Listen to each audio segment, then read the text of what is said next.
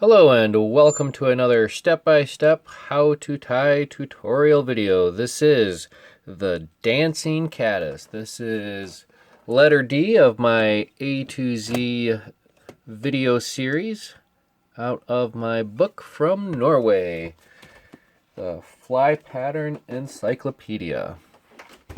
So with this fly we are using a size 14 dry fly hook. This is a 2x long, 1x fine.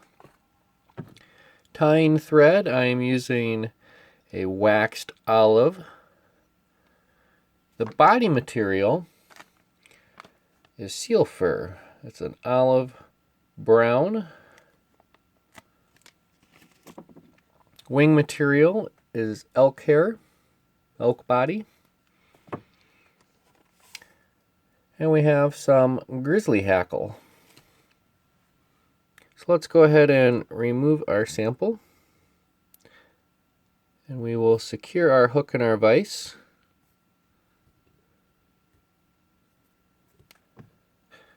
And like all good flies, this will begin with just a single wrap of thread. Kept my tag end longer than normal because I will be using the tag end for the ribbing. So we're not going to cut that off.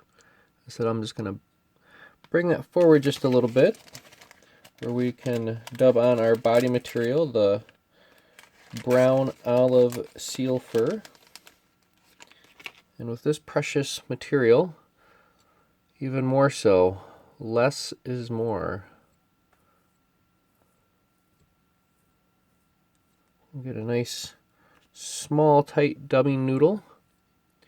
With the diving caddis we want a relatively thin body. Sometimes there's a tendency to go big on the dubbing.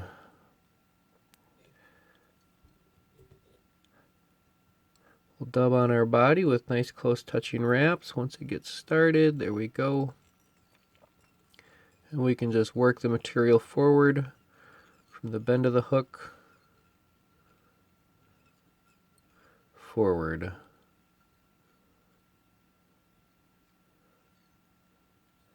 Excellent. We're going to stop that at about the 1/3, 2/3 point. Okay, I got my tag into my thread. I'll take one full wrap at the rear.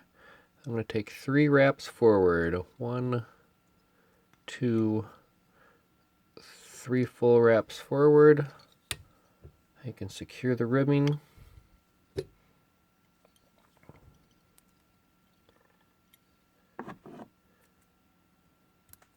There we go. And before we go too far, we're going to take our little popsicle stick with our Velcro tip on it. We're going to pick that out a little bit. Get it out of that ribbon we just secured it all down with, because we want this to be a nice buggy fly. Nice and buggy. Excellent. Alright, we'll get our wing material. This is cleaned and stacked elk hair. Small little tuft. This is going to get tied in on the underneath side. We'll just hold that right in there. Tight locking wraps.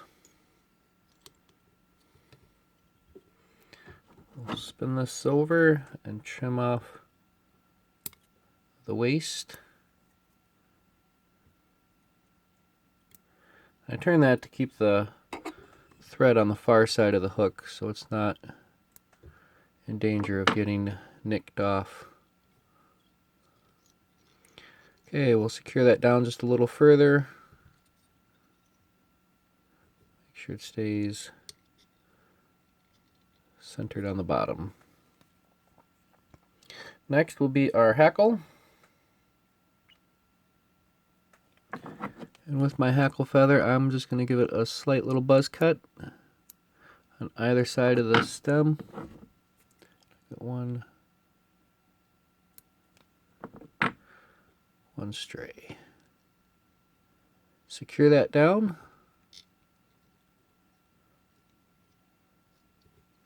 And we'll grab the tip with the hackle pliers. We're going to take about 4 or so turns, full turns with the hackle. 1,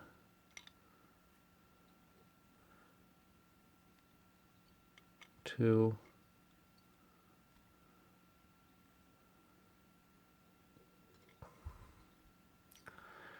there's 3, and there's 4. Secure the tip of the feather off. Remove your hackle pliers. We'll trim off that tip.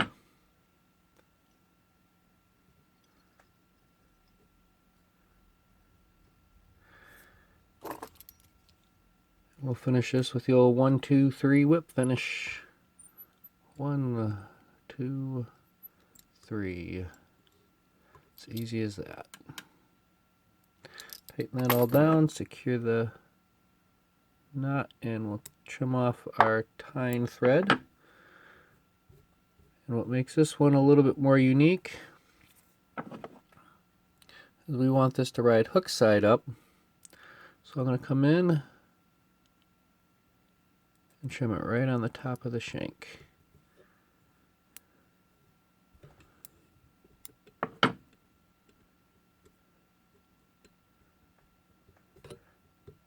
Here we go. That's a nice and buggy dancing caddis. So there you have it, folks, the dancing caddis. One weird hair in there. There we go. All right. The dancing caddis on a size 14. Thank you for watching. Happy tying. And D is for dancing caddis. Tight lines.